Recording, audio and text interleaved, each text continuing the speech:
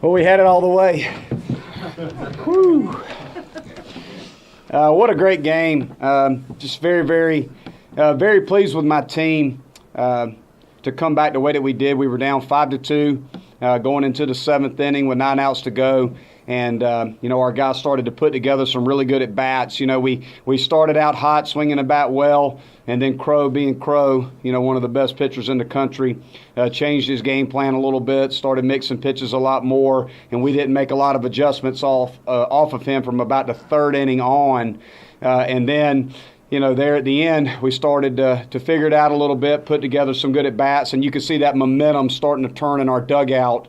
The top of our order, first 4 guys in the order had great days for us today. Logan Davidson, Rollman, Seth hit the big home run early in the ball game. Chase Pender with a big hit there late, drove in a couple runs. And Patrick Cromwell, when we needed a big at-bat in a big situation, he came up with a big home run right there. But, overall it wasn't pretty. We made a number of errors. We got to play better defensively. We didn't throw the ball particularly well, but, Riley Gilliam, even though he wasn't at his best, made a huge pitch there at the end to Destino. And, and Seth made a couple of really nice plays for us defensively there, made a big throw there at the end, caught a ball down the line. So, we talk about to all our players, you can impact the game on defense as well, and he certainly did that there at the end. But, overall it wasn't a pretty game, but I'm just proud of our team with how we competed and the level of toughness that we showed coming from behind. We got down and we were getting our butts whipped there in the middle of the game, but our guys hung tough, kept competing, playing pitch by pitch, and started to accumulate good at-bats and found a way to win the ball game. Seth, can you talk about the throw there and what you're thinking as you're trying to get that ball up? I was just thinking, just get it to the catcher in the air. I really didn't want to put it on the ground and have any kind of, fear of, maybe the ball getting away and that guy advancing. So just trying to make a firm throw through the cut if need be, and just trying to throw a strike to the catcher, I guess you could say. Coach, what did you learn about your team today? Being down 5-2 in the seventh, having 5 errors on the game, 2 down the stretch. What did you learn about the resilience of your team coming back when all odds are against you? Well, part of our culture and part of our identity as a program is toughness. We talk an awful lot, and these guys will tell you we talk an awful lot about toughness, about competing every single pitch regardless of the score. And the one thing that our guys understand, even when you're down by 3 runs going into the 7th inning, is the tying run is in the hole. And that's all we have to do, is we just got to find a way to get the tying run up there. And we did that, and that's our goal. When we get late in a ball game, we don't look at it as we're down by 3. We look at it as the tying runs in the hole or the tying runs on deck, winning runs on deck, whatever the case may be. And we're going to fight and claw like crazy to get that guy up to the plate, and that's what we did. Cromwell, delivered a big blow there. Toughness is a big deal, and in college baseball it matters. It matters an awful lot because of so much emotion in the college game. So, we definitely showed some toughness today, and I was proud to see it. Patrick, how hard is it to you have a guy, they change pitchers mid-at-bat, you get up 2-0, new guy comes in. How hard is that to adjust? It was a little different just because, they had the guy come in, he was upper 90s, mid-90s, and then they brought in a guy. There's a little bit of a change in speed. I kind of just want to see a pitch. So it was 2-0 when they brought the pitcher in. I kind of just want to see a pitch just to kind of see what he's got, see arm angle and all that kind of stuff.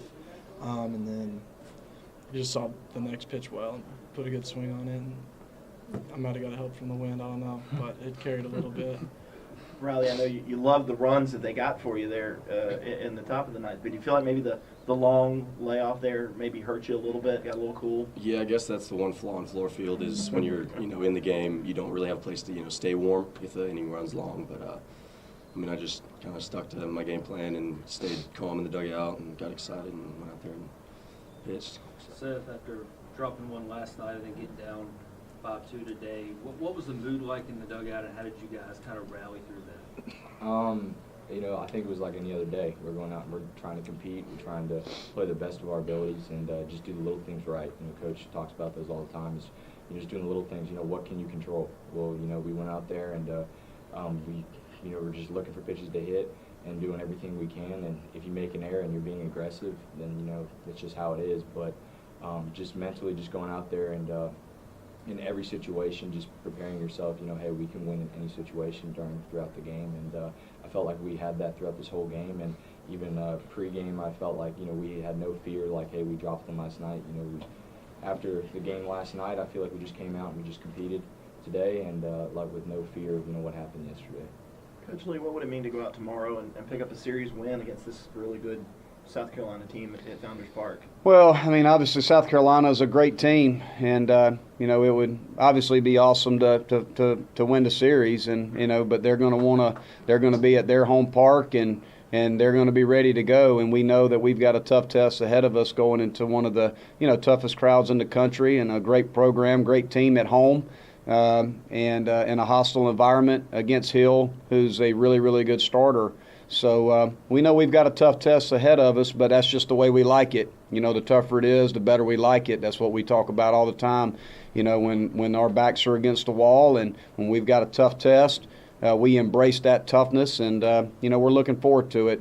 But so we're excited about the opportunity to be back in this series. You look with 9 outs to go, it wasn't looking so good. But we found a way to get it done, and I couldn't have asked for a better result, out of my players today, to come from behind, win this thing, and even it up, and give ourselves a chance in Game 3. Did you get what you were looking for today out of Logan at the top of the order? Yeah, I did. I did, and obviously it's no secret. We're just trying to find the right mix. As far as in the leadoff spot, we feel like. Pender, who hit leadoff for us last year, has hit leadoff a few times this year. We want to put, a guy that can hit with runners in scoring position behind Seth, and Pootie's one of the best on our team at doing that. So we've been trying different guys. Logan did an unbelievably good job, I thought, today, and we'll definitely consider sticking him back up there tomorrow. Coach, when the 9th inning started to unfold a little bit there, and it seemed like in a lot of situations maybe could have gotten away from your pitcher there, but you stuck with him and you got out of it. I mean, how much confidence did you have in him in that kind of spot, and did you consider making a move? I didn't consider making a move. If they were going to beat us, they were going to beat us with our best, and that's just the way I look at it. Riley's our best guy. He deserved to have the ball in that situation. I also wanted to see how he competed in that situation, because your closer, it's not always going to go out there and just strike out the side and make it easy. Because of the heightened awareness in the other dugout, they're competing like crazy to try to get back in that thing too. So you get the other team's best in the 9th inning, and I wanted to see Riley in that situation, and we were fortunate. Even though we made a couple errors, made a big play, a big throw, and with Destino coming up, we did consider, what are we going to do here, because he's such a dangerous hitter for him. Are we going to, pitch to him or not? We're going to try to get him out or maybe pitch around him. And I thought to myself, I do not want to put the winning run on first base. And Riley stepped up big and made a big pitch right there to strike him out. He's a really, really good hitter, very dangerous hitter.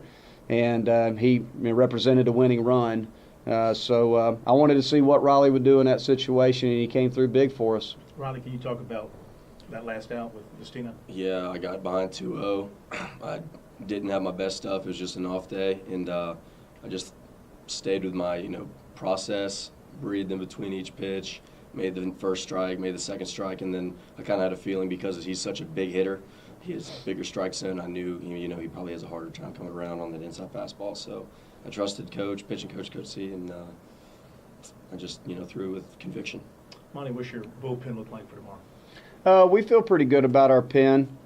Hennessy should be able to give us something tomorrow. He's been fairly short these last 2 days.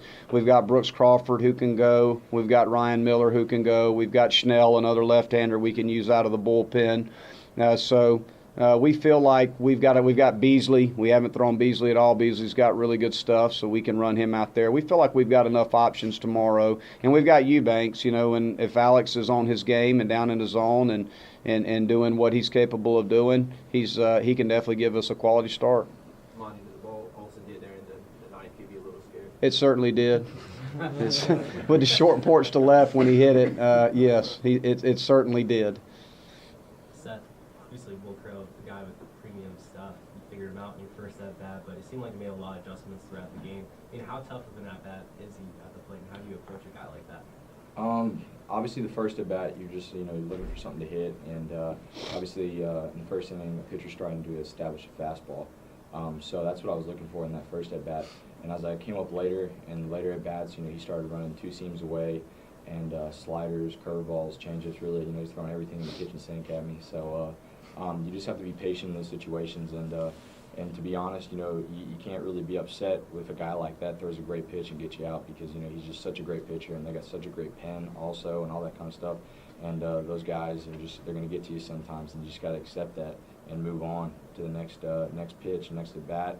When you go out to defense, because if I would have been holding all that in, that I didn't have a very good couple at bats on the last part of the stretch, I don't know where things would be happening right now.